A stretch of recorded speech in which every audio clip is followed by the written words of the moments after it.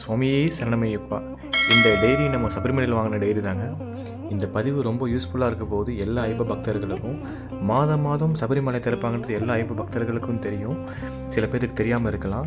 Actually இந்த டைரியில் வந்து மாதம் என்னென்ன டேட்டில் வந்து நட திறப்பாங்க, நட க்ளோஸ் பண்ணுவாங்கிறது கிளியராக போட்டிருக்கு. நான் காட்டுறேன், ஜூம் பண்ணி காட்டுறேன் பாருங்கள்.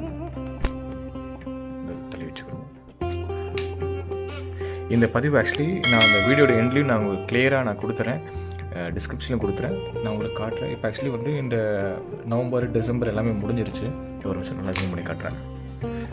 ரைட்டு.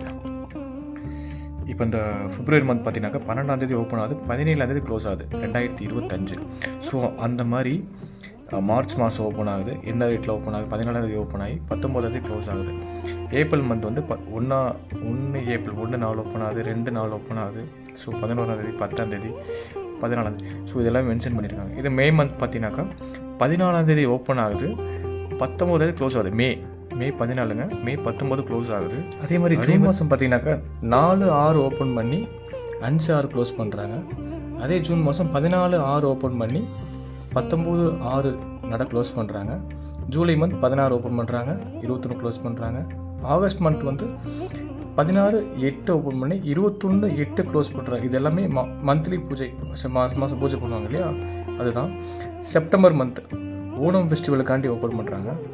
3/9 ஓப்பன் பண்ணி 7/9 க்ளோஸ் பண்ணுறாங்க. அதே செப்டம்பர் மந்த் வந்து மாத பூஜை எப்போ போல் மந்த்லி பூஜை வந்து 16/9 ஓப்பன் பண்ணி 21/9 வந்து க்ளோஸ் பண்ணுறாங்க.